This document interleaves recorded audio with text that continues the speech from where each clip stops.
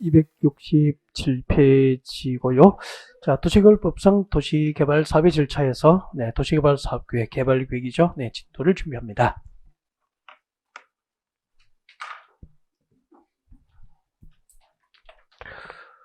자, 도시개발법상 도시개발 사업의 절차죠. 도시개발 사업 절차는 이렇게 진행이 됐습니다.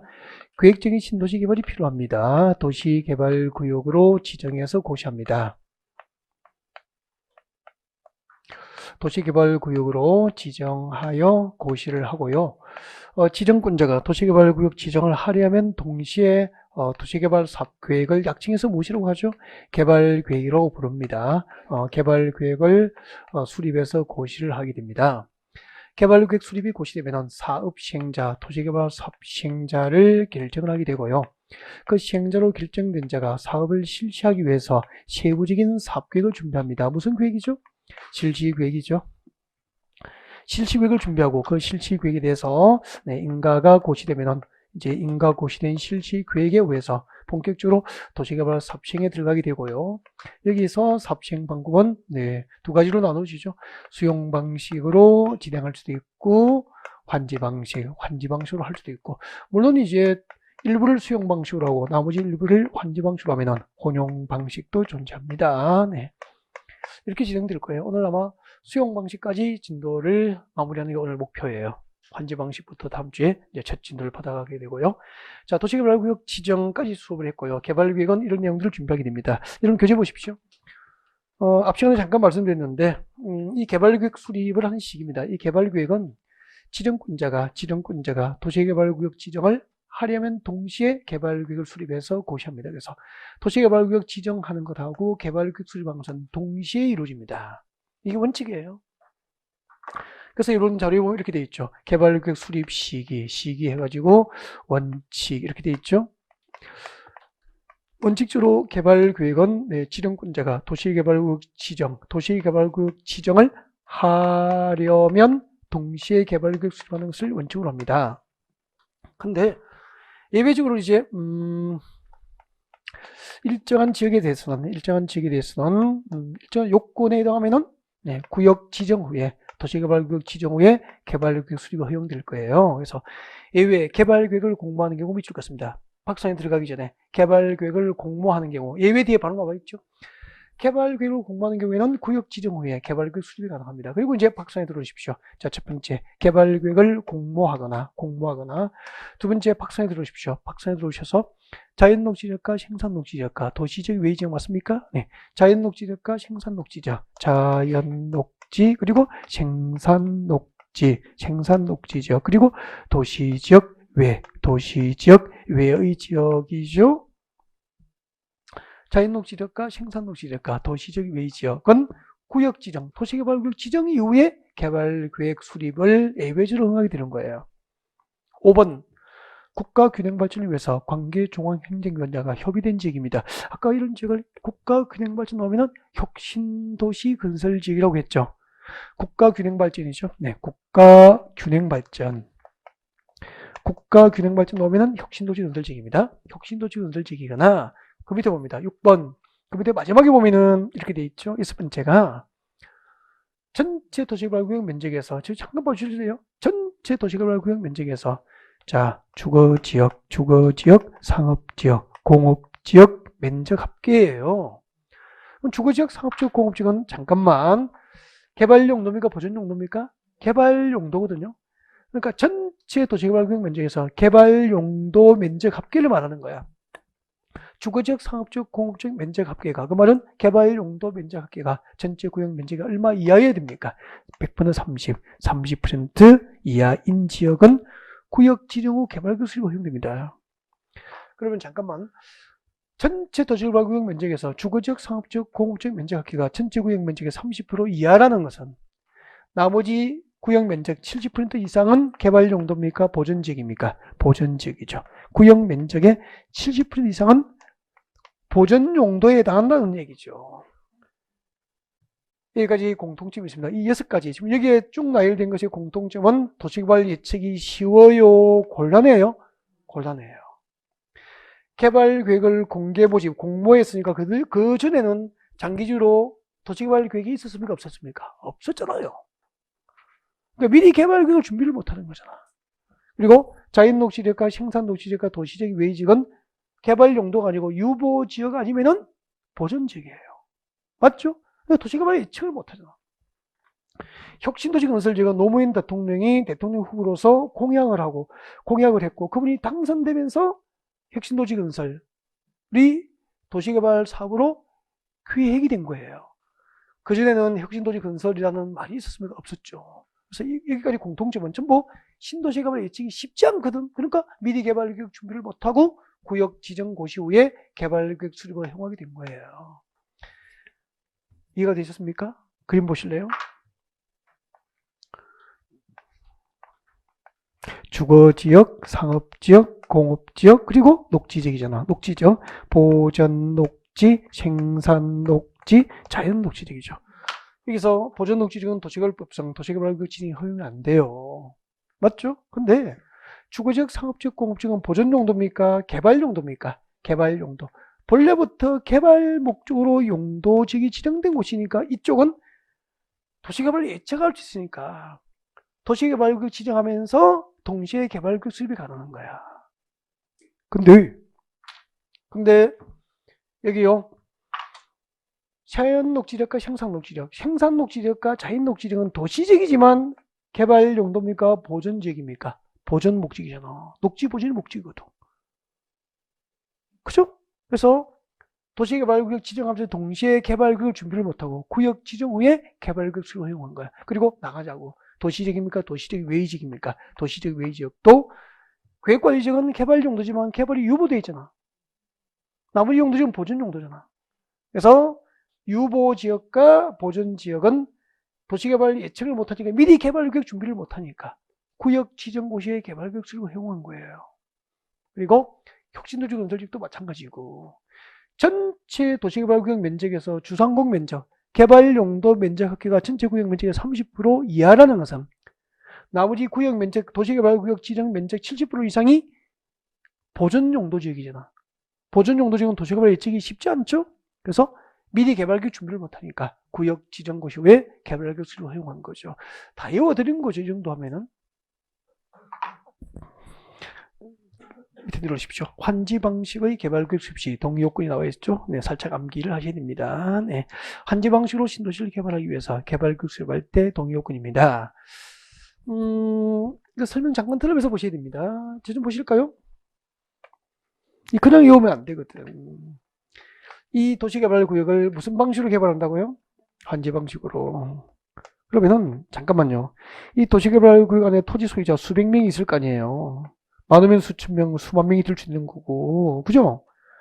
그러면은 이 땅을 무슨 방식으로 개발하겠다고요? 환지 방식으로 개발할 거예요. 환지 방식으로 이 땅을 개발하기 위해서 개발계획을 수립하려면은 일정한 동의 요건을 갖추라는 거죠. 사업대상 토지 면적 얼마죠? 면적 3분의 2 이상에 해당하는 토지 소유자로부터 사업대상 토지 면적, 이 전체 면적 중 3분의 2 이상에 해당하는 토지 소유자로부터 개발계획 수립을 도시개발계획 수립에도 좋다고 동의서를 받아낸 거지. 그리고 토지 소유자 총 숫자, 이 구역 안에 모든 토지 소유자 총 숫자 기준 얼마? 2분의 1 이상의 동의서를 받아내는 거지. 왜냐면은 환지 방식은 수용해요, 안 해요? 토지 소유권을 수용하지 않잖아. 그러면은 환지 방식으로 신도시를 개발하기 위해서 개발계획 수립했는데 수용을 안 당했기 때문에 이 도시개발구역 안에는 수천 명의 토지 소유자가 있는 거야. 그들의 동의를 받지 않고 이 땅을 개발하기 위해서 계획을 수립하더라도 구역 안에 수천 명의 토지 소유자가 결사반대하면은 수립된 개발계획대로 사업을 못하게 되잖아요.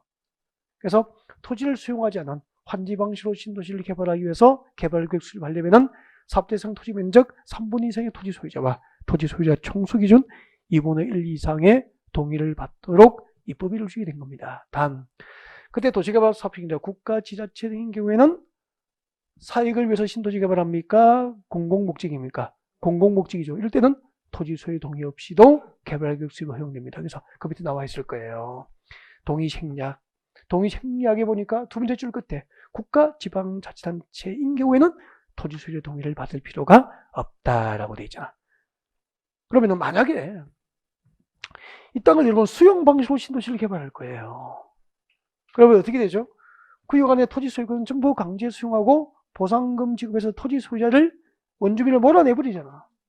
이 땅을 개발하기 위한 개발구역 수립할 때 동의를 얻어야 할 토지 소유자가 존재합니까? 하지 않습니까? 하지 않죠. 그래서 환지 방식으로 신도시를 개발하기 위한 개발구역 수립할 때만 동의 요건을 필요로 하게 되는 거죠.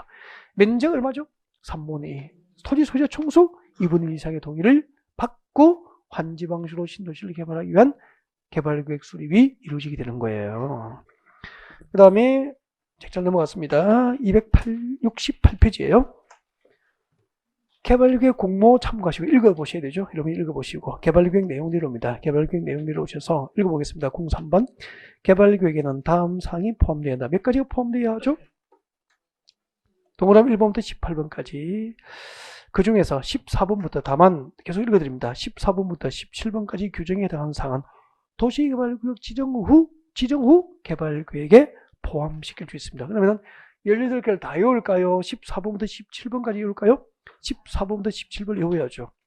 그래서 오른쪽에 보면 269페이지에 암기 플러스로 만들어서 14번부터 17번을 그 박스 안에 암기 플러스에 가지고 들어온 거예요.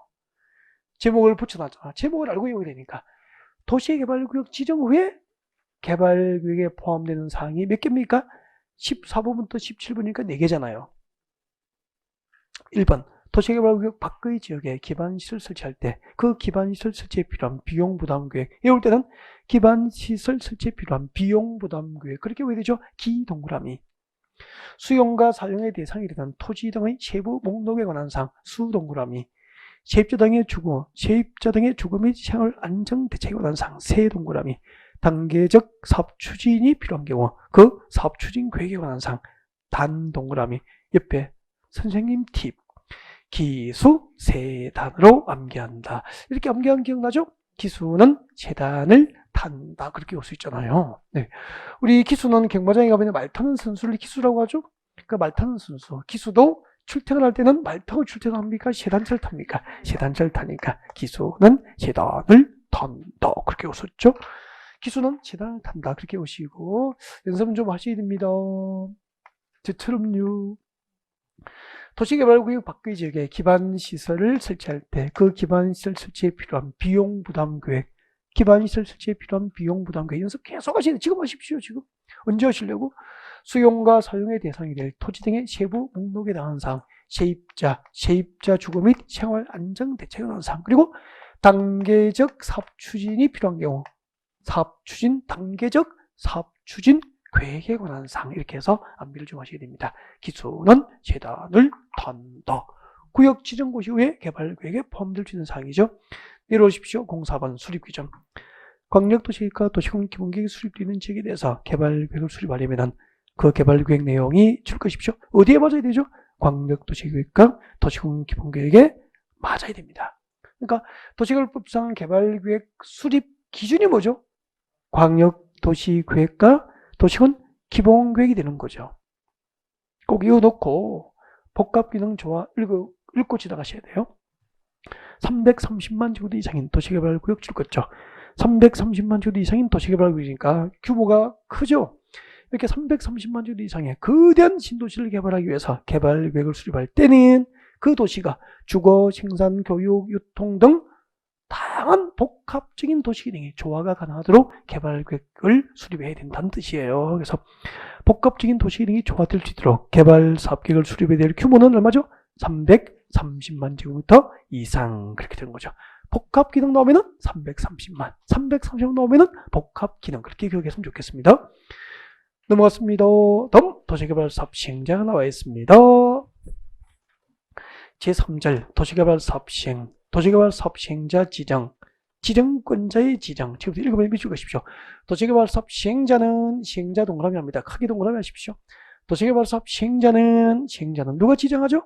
다음의 자 중에서 박선의 동그라미 1번부터 쭉 나와 있습니다. 다음의 자 중에서 누가 지정하죠? 지정권자가 지정합니다. 지정권자 동그라미. 시행자는 누가 지정하죠? 지정권자 지정합니다. 누구 중에서 들어오십시오. 박선에 들어오십시오. 동그라미 1번 국가지방자치단체, 동그라미 2번 공공기관, 동그라미 3번의 정부 출연기관, 동그라미 4번이 누구죠? 제일 끝에 지방공사. 그래서 동그라미 1번부터 4번까지 묶어주실래요? 동그라미 1번부터 4번까지 앞으로 묶어줘 보니까 묶어주시고 앞에다가 국가부터 지방공사까지니까 민간 부문의 시행자입니까? 공공부문 시행자입니까? 공공 시행자. 동그라미 1번부터 4번까지는 묶어서 공공 시행자. 동그라미 5번에 봅니다. 동그라미 5번이 누구죠?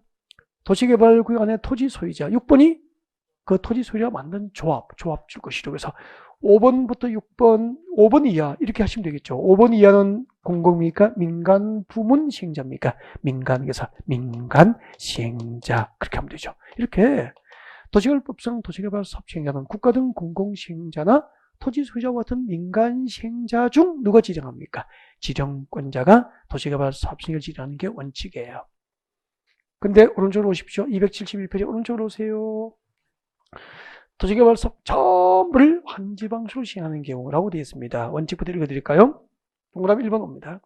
도시개발구역 전부를 환지방수로 시행할 경우에는 출거처 누구를 지정하죠? 토지 소유자 또는 조합을 사업시행으로 지정하는 게 원칙이에요.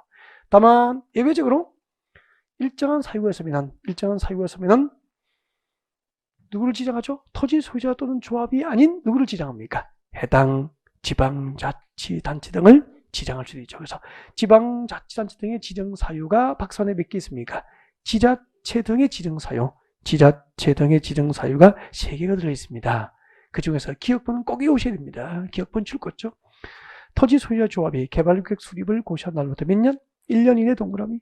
토지 소유자 또는 조합이 개발계획 수립 고시로부터 1년 내에 시행자 지정 신청하지 않거나 아니면은 신청했더라도 지정권자가 그 신청된 내용이 위법부당하다고 인정한 경우에는 예외적으로 토지 소유자 조합이 아닌 지방자치단체 등을 지정할 수 있게 됩니다.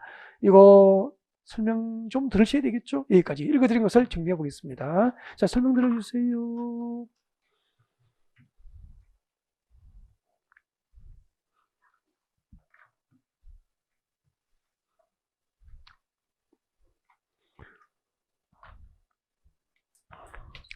자, 우리는 도시개발법상 도시개발사업실제에서 도시개발사업 시행자 편을 지금 공부하고 있죠. 여러분, 도시개발사업 시행자 누가 지정해요? 여기 집중. 누가 지정하죠? 지정권자가 지정한다라고 방금 했는데 도시개발법상 도시개발사업 시행자는 지정권자가 지정합니다. 누구를 지정하던가요? 국가, 지방자치단체, 공공기관, 정부지정기관, 지방공사 동그라미 1번부터 4번까지죠. 국가 등 공공시행자 중에서 지정할 수도 있고 토지 소유자 또는 그들이 만든 조합과 같은 민간 시행자 중에서도 지정할 수도 있지 뭐. 국가 등 공공시행자와 토지 소유자 조합과 같은 민간 시행자 중에서 지정권자가 도시개발 사업시행을 지정하는 게 원칙이에요. 다만 도시개발 사업 전부를 무슨 방식으로 하죠? 환지 방식으로 합니다. 여기서도 머릿속에 상상이 돼야 됩니다. 잠깐 보세요. 도시개발 사업 전부를 환지 방식으로 하니까 여기 도시개발구역 안에 수천 명, 수백 명의 토지 소유자가 있을 거 아니에요. 수백 명, 수천 명의 토지 소유자가 있겠죠. 많으면 만 명이 넘을 수 있는 것이고. 그러면은 이 지역의 도시개발 사업 전부를 환지 방식으로 하니까 토지 소유자의 토지 소유권은 하나도 수용을 아니하는 거잖아. 그럼 구역 안에 토지 소유자는 그대로 존재할 거 아니에요. 그래서 도시개발 사업 전부를 환지 방식으로 할 때는 우선적으로, 원칙적으로 해당 도시개발 구역 안에 있는 토지 소유자 또는 그 토지 소유자가 만든 조합을 원칙적으로 도시개발 사업을 지정하라는 거예요. 이유 아셨죠? 전부를 환지 방식으로 하니까 토지 소유권은 하나도 수용을 안 했기 때문에 도시개발 구역에 수천 명의 토지 소유자가 그대로 있거든. 그래서 도시개발 사업 전부를 환지 방식으로 할 때는 구역 내 토지 소유자나 그 토지 소유자가 만든 조합을 우선적으로 사업시행을 지정하도록 한 거예요. 다만 예외적으로 일정한 사유가 있으면 해당 지방자치단체 등을 지정할 수도 있다는 거지. 그때 일정한 사유, 어떤 사유가 있어야 되죠? 박사네 첫 번째 거 했잖아요. 잠깐만요. 도시개발 사업 전부를 환지 방식으로 하면 구역 안에 있는 토지 소유나 조합을 사업시행으로 우선적으로 지정해야 돼. 근데 첫 번째, 그 토지 소유자 또는 조합이 개발계획 수립 고시 있었어. 개발계획 수립이 고시되면 절차상 그 다음에 시행자 지정해야 될 거 아니에요. 근데 개발계획 수립 고시가 있은 날로부터 몇 년 동안 1년, 개발계획 수립 고시가 있은 날로부터 1년 동안 시행자 지정 신청도 안 하는 거야. 그럼 토지소유자조합이 개발계획 수립 고시로부터 1년 동안 시행자 지정 신청도 안 한다는 것은 사업을 시행할 생각이 있습니까? 없습니까? 없잖아요. 아니면은 개발계획 수립 고시로부터 1년 내에 시행자 지정 신청을 했더라도 그 신청 내용에 위법 부당하게 신청한 거야. 위법 부당하게 신청한 자를 지정할 수 있어? 없어? 없어. 그러면 개발계획 수립 고시로부터 1년 동안 시행자 지정 신청을 하지 않거나 신청하더라도 위법 부당하게 신청했으니까 개발계획 수립 고시로부터 1년 동안 1년 내에 시행자 지정 신청도 하지 않고 했더라도 위법하고 부당하게 신청한 자를 지정할 수 없잖아요. 사업이 순조롭습니까? 차질이 생깁니까? 차질이 생기지 않도록 이때는 예외적으로 해당 지방자치단체 등을 사업성을 지정해 줄 수 있도록 한 거죠. 그럼 봐요. 처음부터 여기까지가 부드럽게 연결되어 있는 거야. 이렇게 교재를 읽을 수 있어야 된다고. 저는 보실까요? 쪽지에 적어서 외우는 게 아니고 부드럽게 이렇게 교재를 읽어야 돼요. 도시개발 사업시행은 국가 등 공공시행자와 토지소유자 또는 조합과 같은 민간 시행자 중에서 지정권자 지정하는 게 원칙이지만 도시개발 사업 전부를 환지 방식으로 할 때는 그 도시개발구역 안에 토지소유자나 그들이 만든 조합을 사업성 지정하는 게 원칙이지만 그 토지 소유자 또는 조합이 개발계획 수립 고시가 있은 날로부터 1년 내에 시행자 지정 신청을 하지 않거나 신청했더라도 위법하고 부당하게 신청한 경우에는 해당 지방자치단 등을 사업성을 지정할 수 있다 이 말입니다. 이걸 연습을 하셔야 돼요. 계속. 내 것을 만들기 위해서 연습이 필요합니다. 연습 없이 내 것이 되지 않죠. 설명도 그 이해도 내 것 되지는 않죠. 연습이 필요하다니까. 선수는 연습의 결과 선수가 되는 것이고 프로가 되는 거죠. 그죠? 요즘 유현진 선수 얼마나 잘 던져, 그죠? 아, 정말 잘 던지잖아. 얼마나 연습했겠어. 얼마나 연습했겠어. 수억만 번을 던졌겠죠. 프로가 된 거죠. 합격은 연습의 결과죠. 자, 그 다음에 시험이 이렇게 나왔었죠. 문제 하나 소개할까요? 기출문제. 여기서 기출문제. 도시개발 사업 정보를 환지 방식으로 할 때 가장 우선적으로 사업 시행자로 지정된 수인자를 맞게 짝지은 것은 답이 누구죠? 토지 소유자 또는 조합의 답이었다니까. 도시개발 사업 정보를 환지 방식으로 할 때 우선적으로 사업 시행자로 지정될 수 있는 자는 이걸 물어본 문제였죠. 그럼 어려워요. 그렇게 나오면 상당히 어렵거든. 지금 열심히 하고 보니까 쉬워 보이죠. 어려워. 271페이지 보시고요. 시행자 변경입니다. 지정권자는 다음 중 한 개에 해당하면 그 지정된 시행자를 변경할 수 있게 됩니다. 변경 사유가 몇 개 있습니까? 4개. 작년에 나왔죠? 작년에 통째로 한 문제예요. 특히 동그라미 1번하고 동그라미 4번을 잘 구별해서 기억하시면 되고요. 2번, 3번은 상식이에요. 동그라미 2번만 살짝 봐드리겠습니다. 작년에 출제되기 때문에 뭐 그렇게 중요하진 않죠. 보시고요.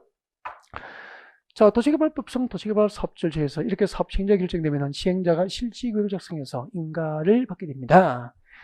지정권자가 실시계획 인가를 고시하면 인가 고시된 실시계획에서 공사에 들어가게 되는데 실시계획 인가 고시가 있었음에도 불구하고 2년 동안 공사 착수도 하지 않는 거야. 그 사업 시행자는 생각이 있습니까? 없습니까? 없죠. 그냥 둡니까? 변경할 수 있습니까? 변경할 수 있다는 얘기입니다. 실시계획인가 고시 후 2년 내에 사업을 착수하려는 시행자는 시행자 변경 사유에 해당됩니다. 이런 내용이고요. 자, 이제 본격적으로 자 넘어갑니다. 넘어가서 지금까지 시행자였고요. 도시개발조합 나와 있습니다. 272페이지 도시개발조합은 여러분이 하셔야 됩니다. 이제 조합은 특별히 이해 못할 부분은 아니죠. 여러분이 이제 스스로 좀 보시고요. 그 다음에 책좀 넘어갑니다. 넘어가서 275페이지 잠깐 봅니다. 275페이지 오셔서 실시계획 작성과 인가 나와 있습니다. 봐야 될 부분이 있죠. 자, 작성 의무 등이 나와 있습니다. 275페이지 맨 위에 02번입니다. 자, 시행자는 동그라미. 자, 도시개발 사업 시행자 결정되면 그 시행자는 도시개발 사업에 관한 실시계획을 작성해야 한다. 줄 것죠? 실시계획을 작성해야 한다. 그래서 실시계획은 누가 작성하죠? 시행자. 시행자가 사업을 실시하기 위해서 준비하는 세부적인 사업계획이 실시계획임을 밝힌 거예요. 그리고 이 경우 어떤 경우죠? 도시개발 사업 시행자로 결정된 자가 실시계획을 작성하는 경우잖아. 시행자가 실시계획을 작성하는 경우 그 실시계획에는 무엇이 포함되어 있습니까? 지구단위 계획이 의무적으로 포함되어 있습니다. 너무 중요해요. 발표하고 싶어요. 잠깐만요. 여러분, 이 실질계획을 누가 작성하죠? 시행자가. 이 시행자가 작성한 실질계획에 무엇이 들어가야 되죠? 지구단위 계획을 어부지로 포함시켜야 돼요. 그 이유가 뭐죠? 아까 도시개발법상 도시개발구역, 생산관리지역에 도시개발구역이 지정되면 도시지역과 지구단위 구역 지정이 결정고시로서 간주가 되어버리잖아요. 그럼 도시개발구역 지정이 고시된 지역은 국토교육법상 지구단위 구역 지정이 결정고시로서 법적으로 간주가 되어버리는 거야. 그러면 3년 내에 무엇이 필요합니까? 지구단위 구역 수립이 필요하죠. 그 지구단위 구역을 어디에 넣으라는 거죠? 실지계획에 포함시키게 되는 거죠. 그럼 아까 조금 전에 개발계획에 포함할 수 있는 사항이 모두 동그라미 1번부터 18번 18개죠. 그 중에서 14번부터 17번 외우게 됐잖아. 기수는 재단을 탄다. 그 동그라미 1번부터 18번 개발계획에 절대로 들어가지 않는 게 하나 있잖아. 무엇이죠? 지구단위 계획이죠. 다음 중 도시개발법상 도시개발 사업계획에 해당되지 않는 것은 지구단위 계획입니다. 지구단위 계획은 어디에 포함되어 되죠? 실시계획에 들어가야 되니까. 시험 문제 그렇게 나오죠. 어렵죠, 이렇게 나오면은. 도시개발 사업계획에 작성하는 실시계획에 무엇을 포함시키게 되죠? 지구단위 계획. 그래서 개발계획 포함사항에 지구단위 계획은 들어가요, 안 들어가요? 안 들어가는 거죠. 그래서 18개를 다 외울 필요 없고 그 18개 들어갈 수 없는 게 뭐죠? 지구단위 계획이 대표적이죠. 그 다음에 동그라미 2번 작성규칙입니다. 실시계획은 어디에 맞게 작성합니까? 개발계획에 맞게. 그래서 개발계획이 실시계획 작성 기준이 되는 거죠. 네. 그럼 조금 전에 여보세요? 실시계획 작성 기준이 뭐죠? 금방 실시계획은 어디에 맞아야 되죠? 개발계획. 아까 개발계획은 어디에 맞아야 되죠? 광역도시계획과 도시군 기본계획이 맞아야 되잖아. 그래서 개발계획 작성 기준은 광역도시계획과 도시군 기본계획이고 실시계획 작성 기준은 뭐죠? 개발계획. 두 개 혼동하면 안 돼요. 구분해서 외우셔야 됩니다. 네, 구분해서 암기할 수 있도록 하시고요. 그래서 여러분 교재 270페이지 오실래요? 270페이지 오세요. 여러분 교재 270. 여러분 교재 270페이지 오면은 제일 위에 암기 플러스에서 개발계획과 실시계획 수립 기준은 비교해서 외워야 되겠죠? 다 준비해뒀잖아. 개발계획을 수립하면 그 개발계획 내용에 어디에 맞아야 되죠? 광역도시계획과 도시군 기본계획에 맞아야 되고 시행자가 작성한 실시계획은 어디에 맞아야 되죠? 개발계획에서 개발계획 작성 기준, 개발계획 수립 기준은 광역도시계획과 도시군 기본계획이고 실시계획 수립 기준은 무엇이 되는 거죠? 개발계획. 비교 암기하시라고 체크되어 있구나. 그리고 276페이지 오십시오. 276페이지 제5절 옵니다. 제5절. 276페이지 제5절 오면은 네, 수용과 사용 방식의 원 도시개발 사업시행이 나와 있습니다. 찾으셨습니까? 제5절 여기에 펼쳐놓고 수용과 사용 방식의 원 도시개발 사업질자 276페이지에서 움직이지 말고 교재는 그대로 둔 상태 276페이지에 둔 상태에서 거기만 드시면 돼요. 보시죠.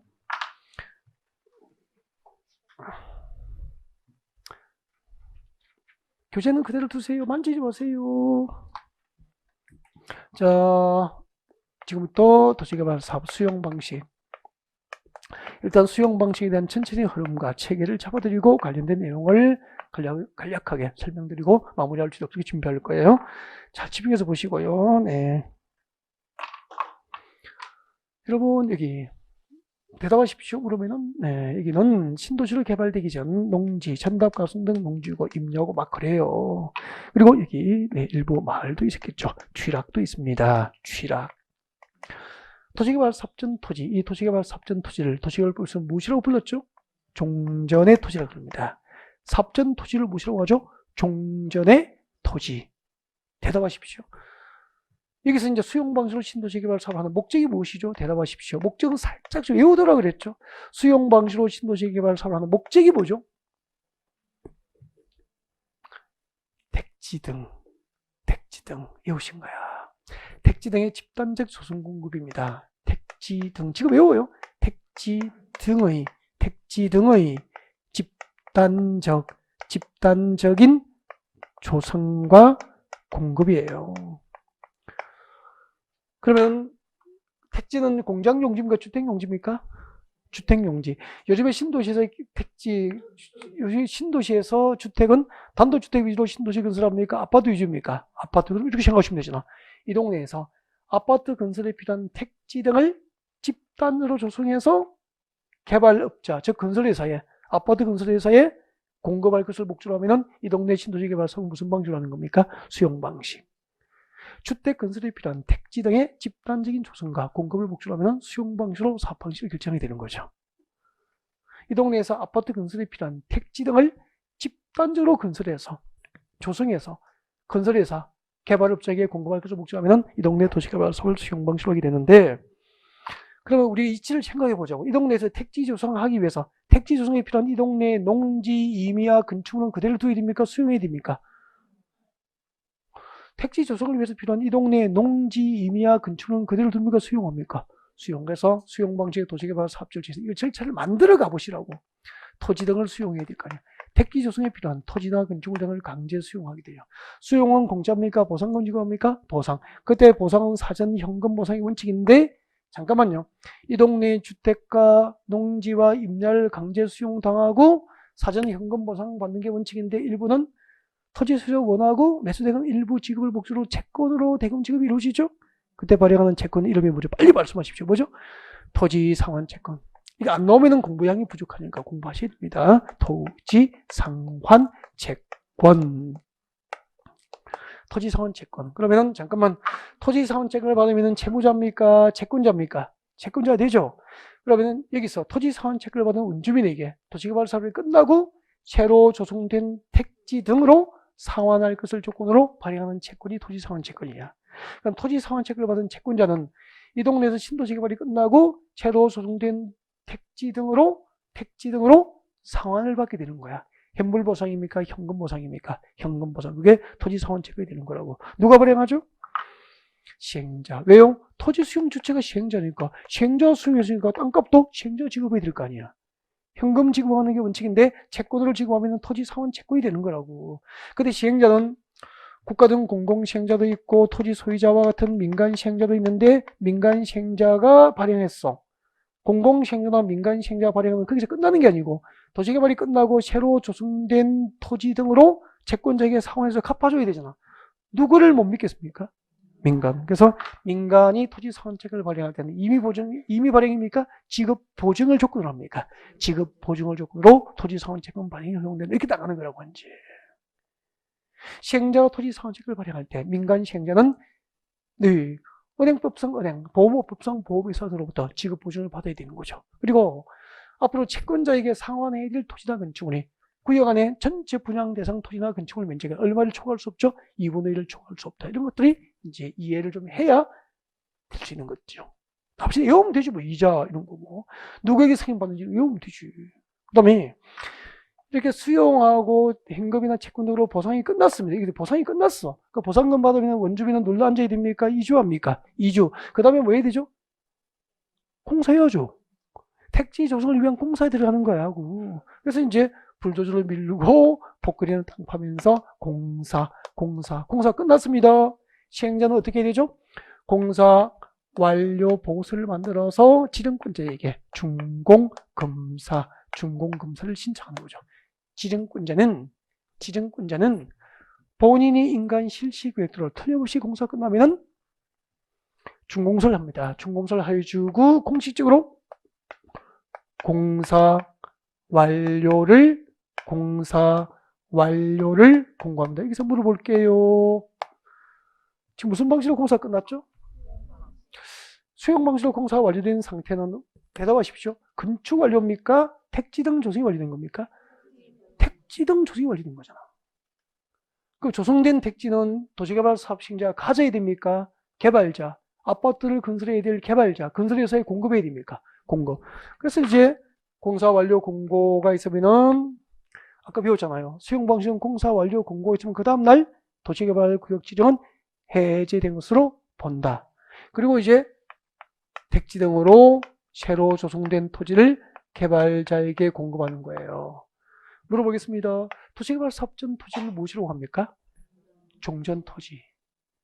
도시개발 사업이 완료된 토지를 무엇이라고 하죠? 조성토지. 조성토지가 무슨 토지죠? 택지 등으로 새로 조성된 토지를 개발자에게 공급한다는 뜻이지. 그러면은 전체 도시개발구역 면적 3분의 1 이내에서 3분의 1 이하 범위에서 미개발된 상태의 토지가 공급될 수 있죠. 이것을 무엇이라고 하죠? 원형지 공급이라고 한다고. 원형지 공급이라고 한다고. 그러면은 수용 방식으로 도시개발 사업이 끝났을 때 이 목차를 보시라고. 수용 방식으로 도시개발 사업이 끝났을 때 공급되는 토지의 종류가 몇 가지죠? 두 가지. 택지 등으로 조성된 토지가 공급될 수도 있고 미개발된 원형지 상태의 토지가 공급될 수도 있고 그렇게 되는 거잖아요. 그리고 이 수용 방식으로 조성된 토지나 원형지를 공급받거나 사용할 자로부터 지정권자의 승인을 받고 그 대금의 1000분의 1을 미리 받을 수도 있게 되는 거죠. 이를 무엇이라고 하죠? 이를 무엇이라고 그래요? 선수금 수치라고 하죠. 수용 방식으로 조성된 토지나 원형지를 공급받거나 사용할 자로부터 지정권자의 승인을 받고 도시개발 사업 시행자 그 대금 1000분의 1을 미리 받게 됩니다. 이것을 선수금 수치다 그렇게 하게 됩니다. 자, 우리 이제 시험 쳐야 되니까 봐요. 그때 조성 토지, 택지로 조성된 토지를 개발자에게 건설회사에 공급할 때 공급 방법은 세 가지가 있죠. 원칙은 경쟁 입찰, 추천만큼 4개, 나머지는 수익이야. 이렇게 암기해야 되고요. 그때 공급할 때 가격은 어떻게 정하죠? 감정가격 기준이라고. 원칙은 감정가격 기준인데 예외적으로 감정가격 이하로 공급할 수 있는 경우도 준비해야 되죠. 그리고 이제 원행지 공급. 원행지는 조성 토지와 비교해서 볼 때 싸게 공급됩니까? 비싸게 공급됩니까? 싸잖아. 그러니까 원행지를 공급받으면 그 자체가 특혜가 되는 거죠. 누구에게는 안 준단 말이에요. 그러니까 원행지를 공급받아서 개발할 수 있는 자. 누가 원행지를 공급받아서 개발할 수 있을까? 개발자로 선정될 수 있는 자. 잠시 뒤에 교재 보자고 같이. 그 다음에 원행지 개발자를 선정할 때는 어떤 방법으로 선정할까? 원행지 개발자 선정 방법. 원행지 개발자 대부분이 국가 등이기 때문에 수의계약 방법을 선정하는 게 원칙인데 학교나 공장으로 직접 사용하고자 하는 민간 개발자 선정은 경쟁 입찰 방법으로 선정하게 되는 거죠. 그때 원행지 공급 가격하고 조성토지 공급 가격은 같을까요? 다를까요? 다르면 구별해야 시험을 칠 거 아니냐는 거죠. 이런 내용들을 공부할 거예요. 잠시 뒤에 교재에서 다 체크해 드릴 거야. 그 다음에 보시고 이제 토지 수용부터 이제 진도를 나가봅시다. 이렇게 수용 방식으로 진행되는데 토지 수용 이제 교재를 봅니다. 여러분 교재 276페이지에서 아까 교재를 안 움직였으면 좋겠다라고 했죠. 276페이지 그대로 피해놨죠? 네. 거기 보면은 토지 수용 주체가 나와 있습니다. 누가 수용하죠? 시행자. 시행자 동그라미 아시죠? 도시개발 사업을 수용 방식으로 할 때 토지 수용 주체는 누구죠? 시행자죠. 근데 조심해야 될 게 있다. 이런 도시개발법상 도시개발 사업 절차를 지정권자를 주도해요. 지정권자 주도한다니까? 볼까요? 도시개발구역 누가 지정하죠? 지정권자 지정합니다. 지정권자가 도시개발구역 지정하려면 동시에 개발구역 수립해요. 그럼 개발구역도 누가 수립한 거죠? 지정권자. 도시개발구역 지정도 누가 하죠? 지정권자. 지정권자가 도시개발구역 지정하려면 동시에 개발구역 수립하는 게 지정권자. 구역 지정도 지정권자. 개발구역 수립도 지정권자. 시행자는 누가 지정하죠? 국가 등 공공시행자와 토지 소유자 조합과 같은 민간 시행자 중에서 지정권자가 시행자를 지정해요. 다 지정권자잖아. 시행자로 결정된 자가 실시계획을 작성해서 그 실시계획 인가를 받아야 돼. 누구에게 인가 받죠? 지정권자로부터 인가 받는 거야. 공사가 끝나면 준공사를 받아야 돼. 당신이 인가한 실시계획을 틀림없이 공사가 끝났으니까 준공사 해주십시오. 누구에게 준공사 받죠? 지정권자. 그러니까 도시개발법상 도시개발 사업 절차는 지정권자 주도한다니까. 근데 도시개발 사업 절차에서 토지 수용 주체는 누구죠? 시행자. 시행자가 사업에 필요한 땅과 건물을 수용하는 거지. 그러면 시행자가 아닌 지정권자는 그 지정권자가 시행자면 수용 주체가 될 수 있지만 시행자가 아닌 지정권자는 토지 수용 주체가 될 수 있어? 없어? 없어. 그러니까 시험 나오는 거죠. 이거 시행자 누가 안 해오겠어? 근데 이렇게 생각의 범위를 좀 넓혀서 준비해 두지 않으면은 답은 못 찾더라고. 누가 안 해오겠습니까? 다 해오지. 수용 주체는 시행자여야 됩니다. 그럼 그 지정권자 본인이 시행자면 수용 주체가 될 수 있지만 시행자가 아닌 지정권자는 토지 수용 주체가 될 수 있어? 없어? 없는 거죠. 시험 문제 그렇게 나오는 거라고. 그 다음에 두 번째. 무슨 법 준용하죠? 오늘 벌써 두 번째잖아. 법 준용하지만 특례가 인정되겠죠? 시험은 특례가 나오니까 특례를 필기하면 안 돼. 교재에 있으니까. 교재에 줄 거면 되죠. 그죠? 자, 이런 교재 276페이지 제일 밑에 있습니다. 자, 특례 나와 있습니까? 네, 공직법 준용상 특례 동그라미 1번에 제가 필기한 부분을 밑줄을 끄면서 이해하시고 설명드리면 됩니다. 여러분, 수용 방식으로 도시개발 사업을 할 때는요, 여기 보십시오. 수용 방식으로 도시개발 사업 할 때는 도시개발 사업 시행자가 이 동네에서 수용 대상이 될 토지와 건축물의 세부 목록표를 만들어. 수용 대상이 될 토지와 건물의 목록표를 만든다고. 몇 번지 토지 소유권과 몇 번지 임야 소유권과 광업권이 수용 대상이다. 몇 번지 토지 소유권과 그 지상권이 수용 대상, 이렇게 목록표를 쭉 만든다고. 목록표를. 이렇게 수용 대상이 될 토지 등의 세부 목록을 고시하면은 수용 대상이 될 토지 등 책에 줄 거면 되죠. 이제 토지 등의 세부 목록표를 만들어서 그 수용 대상이 될 토지 등의 목록표를 만들어서 그 세부 목록을, 이것들이 수용 대상이라고. 그 목록표를 뭐 해야 되죠? 고시해야 돼요. 고시. 수용 대상이 될 토지 등의 세부 목록을 고시한 경우 이것을 공직법상 토지 수용 요건인 국토교통부부터 공익사업에 대한 사업 인정 고시, 공익사업에 대한 사업 인정 고시가 있은 것으로 본다. 의제가 되는 거죠. 그러면은 아까 우리 앞 시간에 보십시오. 국토계획법상 도시공획시설 사업 절차에서는 실시계획 인가고시를 공익사업 인정받은 것으로 간주해 줬잖아. 그죠? 근데 우리 도시계획법은 수용 대상이 될 토지 등의 세부 목록을 고시해야 공익사업 인정을 받은 것으로 보신 거야. 이 구분하면 시험 치는 거 아니에요. 국토계획법상 도시공획시설 사업 절차에서는 실시계획 인가고시를 공익사업 인정받은 것으로, 도시계획법에서는 토지 등의 세부 목록 고시한 것을 공익사업 인정받은 것으로 본다는 얘기죠. 여기에 수용 방식의 도시개발 사업은 토지 등의 세부 목록을 고시해야 공익사업 인정받은 것으로 보고, 국토계획법상 도시공획시설 사업 절차에서는 여기에 무엇이 들어가야 되죠? 실시계획 인가 고시하면은 공익사업 인정받은 것으로 보고. 이것만 구분하면 시험 친다니까. 국토계획법상 도시공획시설 사업 절차에서는 실시계획 인가 고시를 공익사업 인정받은 것으로, 도시개발 사업은 토지 등의 세부 목록 고시하면은 공익사업 인정받은 것으로. 보상금 지급에 대한 협의가 안 되면은 뭘 신청하죠? 재결 신청. 그때 재결 신청 기간은 공직법상 원칙은 공익사업 인정받고 1년 안에만 가능하죠. 근데 도시개발 사업 절차는 특례를 인정하잖아. 277페이지 맨 위에 나와 있습니다. 줄 거면 되죠. 언제까지죠? 도시개발 사업 시행기간, 도시개발 사업 시행기간 종료일까지 줄 것이십시오. 도시개발 사업 시행기간 종료일까지 언제든지 재결 신청을 허용하게 됩니다. 그럼 만약에 사업 시행기간이 3년이면은 3년이 종료한 날까지니까 3년 내내 언제든지 재결 신청을 허용하는 거죠. 자, 토지 수용 다 했고요. 이렇게 해서 공사 끝나면은 조성 토지하고 원행지 공급이 이루어지겠죠? 원행지 공급 보시고요. 자, 토지 상환 체크는 아까 설명 기본적인 사항 다 드렸고요. 이제 암기는 여러분이 보시고 하시면 되고요. 자, 279페이지입니다. 279페이지 올려서 03번 원행지 공급과 개발, 원행지 공급과 개발 여기 오시면 되죠. 자, 읽어드립니다. 279페이지죠. 맨 위에 보세요. 도시개발 사업 시행자는 도시를 자연 친화적으로 개발하거나 복합적 입지적으로 개발하기 위해서 필요한 경우에는 다음 대통령 행위 제한 절차에 따라서 지정구제 승인을 받고 다음 중 한 개에 해당한 자에게 원행지를 공급하여 개발하게 할 수 있게 됩니다. 줄 것이죠. 지금부터 이 경우 공급될 수 있는 원행지 면적은 도시개발구역 전체 면적의 얼마 이내로 한정됩니까? 3분의 1 이내로 한정이 되고, 박산의 동그라미 1번부터 5번까지가 원행지를 공급받아 개발할 수 있는 개발자가 될 수 있는 거죠. 원행지 개발자로 선정될 수 있는 자죠. 원행지 개발자로 선정될 수 있는 자라고.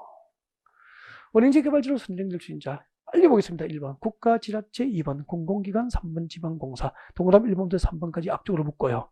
민간입니까? 공공입니까? 공공개발자. 이렇게 대부분 원행지 개발자는 국가 등 공공개발자이기 때문에 나중에 수의계약 방법으로 개발자 선정이 이루어지게 되는 거예요. 근데 4번째 끝에 개발구역 공모에 선정된 자, 그리고 원행지를 학교나 공장 등 부지로 직접 사용하는 자입니다.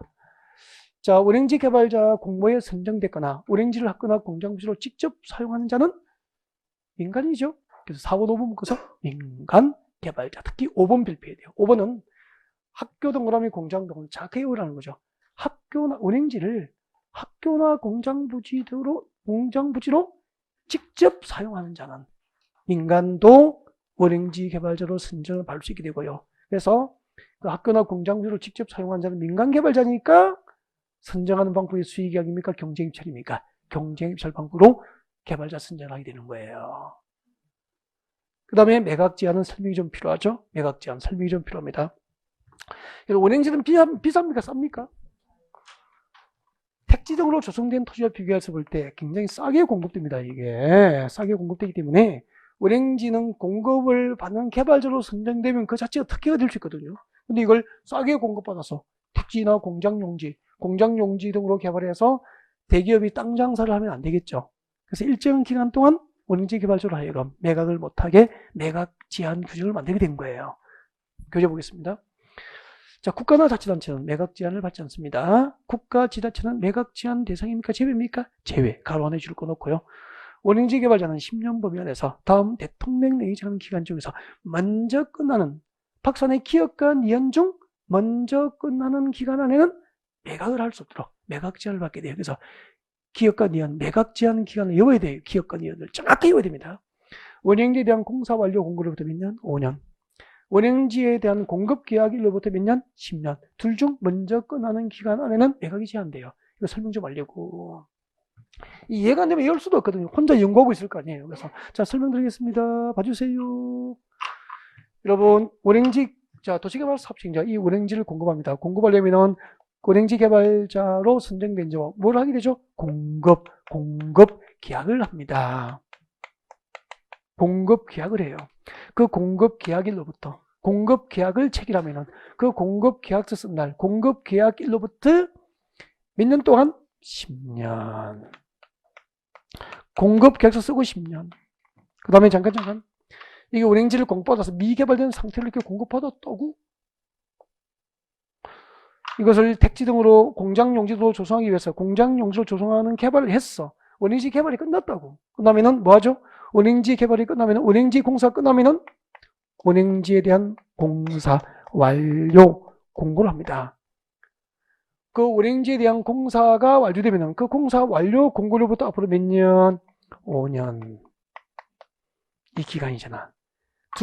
이 둘 중 먼저 끝난 기간. 계약 체결로부터 10년이 먼저 끝났습니까? 공고로부터. 운행지에 대한 공사 완료 공고로부터 5년이 먼저 끝났습니까? 5년이 먼저 끝났죠? 그러면 이 기간 동안에는 운행지 매각이 법적으로 허용됩니까? 제한됩니까? 제한. 공급 계약 체결로부터 몇 년? 10년. 운행지에 대한 공사 완료를 공고한 날로부터 공사 완료를 공고한 날로부터 몇 년? 5년. 둘 중 먼저 끝나는 기간에는 매각이 제한되는 거예요. 왜냐하면 잠깐만요. 운행지 개발 공사 기간이 길 수도 있고 짧을 수도 있죠. 만약에 공사 기간이 길어지면은 공사 완료 공고가 여기 있는 게 아니고 공사 완료 공고가 이점 날 수도 있잖아. 이점 공사 완료 공고되면 그 날부터 5년은 여기일 수도 있었죠. 그럴 때는 계약서 쓴 날부터 10년이 먼저 끝날 수도 있잖아. 그러니까 이 공사가 완료된 기간이 동일합니까? 다를 수 있습니까? 다를 수 있기 때문에 둘 중 먼저 끝나는 기간이라고 표현한 거예요. 그래서 구분해서 또 외웁니다. 계약 체결로부터 몇 년? 10년. 운행지에 대한 공사 완료 공고로서 몇 년? 5년. 그 두 개를 바꾸실 때 혼동하지 않도록. 그 다음에 내려오십시오.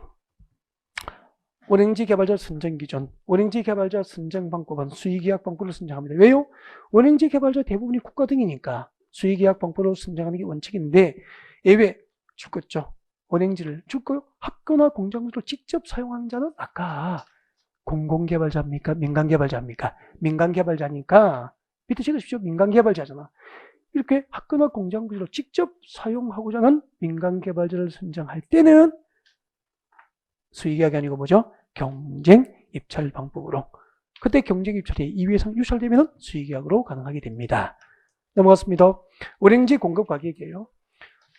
운행지 공급 가격은 감정가격 동그라미. 감정가격에 그 운행지를 공급하지만 최소한의 기반 시설은 설치하여 공급합니다. 그때 기반시설 설치에 들어간 공사비를 더합니다. 공사비 동그라미 감정가격 플러스 공사비 한 금액을 기준으로 줄 것죠. 사업 시행자와 운행지 개발자 협의 결정합니다. 제일 끝에 협의 동그라미 결정 동그라미 철저히 외워야 돼요. 운행지 공급가격은 감정가격 플러스 공사비를 감정가격에 공사비를 더한 금액을 기준으로 이것을 기준으로 하여서 사업 시행자와 운행지 개발자가 협의 결정해요. 그 다음에 이러십시오. 조성 토지 등의 공급입니다. 잠깐만요. 지금까지 우리는 운행지 개발자로 누가 선정되는지 운행지 개발자 선정하는 방법 원칙이 수익이야기인데 학교나 공장 부지로 직접 사용하는 민간 개발자 선정은 경제입찰 방법. 운행지 공급 가격은 감정가격 플러스 공사비 한 금액을 기준으로 사업 시행자와 운행지 개발자 협의 결정한다. 여기까지 안 계시면 되죠. 그 다음에 조성토지, 조성토지 공급 방법, 그리고 조성토지 공급 가격. 공급 방법, 동그라미 2번. 280페이지 조성토지 공급 방법입니다. 별표하시고요. 조성토지 수용 방식으로 조성된 택지 등을 건설회사에 공급할 때는 경쟁 입찰 방법으로 공급합니다. 이게 원칙이에요. 수용 방식으로 조성된 택지 등을 개발자, 건설회사에 공급할 때는 경쟁 입찰 방법에 따르는데 2번에 봅니다. 다음에 해당하면은 추천 방법이죠. 추천 방법 3개는 반드시 외워야 돼. 그래야 밑에 수의학은 아니어도 된다니까. 추천 방법 3개는 반드시 외울 것. 암기하십시오. 자, 국민주택 규모 야외주택 건설 용지, 주택법상 공공택지, 330주도 이하인 단독주택 용지와 공장 용지는 추천 방법으로 공급이 이루어집니다. 나머지는 추천 방법 3개를 완벽하게 외우면 나머지는 전부 수의계약으로 할 수 있다고 답을 찾으면 되잖아요. 근데 수의계약에서 상징적으로 줄거드리겠습니다. 이거지는 말고 참고하시면 되죠. 학교용지, 공공청사 용지 줄 거죠. 학교용지나 공공청사 용지 등은 일반인에게 분양할 수 없잖아요. 그래서 이 공공시설 용지를 공급할 때는 수의계약으로 공급할 수 있게 됩니다. 그리고 저 밑에 토지 상환 채권 제일 끝에 있습니다. 280페이지 맨 밑에 줄. 토지 상환 채권자에게 공급할 경우에도 채권자에게 수의계약을 줘야 되는 거 아니에요? 그죠? 네. 그 다음에 오른쪽으로 갑니다. 281페이지 박스 안에 제일 밑에 두 번째 줄 I라고 나와요. I. 경쟁 입찰 추천 결과 몇 회 이후 이상 유찰된 경우에는 수의계약으로 공급하게 됩니다. 줄 거 주는 거 위주로 읽어두면 되고요. 추천만급 3개를 완벽하게 외우면 나머지 수의계약은 아니어도 추천만급에 해당하지 않으면 수의계약으로 할 수 있다고 문제를 풀어가면 됩니다. 그 다음에 조성 토지 등의 가격평가 나와 있습니다. 수용 방식으로 조성된 토지의 가격은 감정 가격으로 한다 줄 거죠. 이게 원칙이라고. 수용 방식으로 조성된 토지를 공급할 때 공급 가격은 감정 가격 기준인데 다음에 해당하면 감정 가격 이하로 공급이 가능합니다. 예를 들면 공공청사 용지를 공급하거나 사회복지시설 용지를 공급하거나 그 다음에 리얼번에 임대주택 용지를 공급하거나 미연번에 국민주택 규모 이하의 공동주택 용지를 공급하거나 그 다음에 비업 200실 이상의 객실을 갖춘 호텔 부지를 공급할 때는 관광산업 진흥을 위해서 비싸게 줍니까? 싸게 줍니까? 싸게 감정 가격 이하로 공급이 이루어지게 되는 거죠. 여기까지고요. 책자 넘겨보면은 선수금 수치 요건이 있을 거야. 아까 이렇게 설명했죠. 수용 방식으로 조성된 토지를 공급받거나 운행지를 공급받거나 사용할 자로부터 도시개발 사업 시행 지정구제의 승인을 받고 그 대금 전부나 일부를 미리 받을 수 있다고. 돈을 미리 받으니까 뭐죠? 선수금 수치. 그때 공공시행자의 선수금 수치 요건과 민간시행자의 수치 요건을 비교하셔야 돼요. 민간시행자의 선수금 수치 요건이 단독 출제된 적이 있었죠. 예를 들면 이번에 봅니다. 민간사업시행자가 선수금 받으려면 이번에 봅니다. 도시개발사업 공사 진척률이 얼마 이상 진행돼야 됩니까? 10% 이상, 100분의 10 이상 도시개발사업 공사가 진척된 경우에만 민간시행자의 선수금 수치가 허용됩니다. 10%를 정답으로 물어보는 공짜 문제가 나온 적이 있었죠. 그래서 항상 공공시행자와 민간시행자의 선수금 수치 요건은 비교해서 정리를 할 수 있도록 합니다. 여기까지가 오늘 진도 범위고요. 다음 주에는 환지 방식에서 진도를 받아서 정비법의 절반 정도까지 아마 관리처분계획 앞까지는 진도를 얼추 나갈 수 있지 않을까 그런 생각이 듭니다. 자, 오늘 여기까지 수고하셨습니다.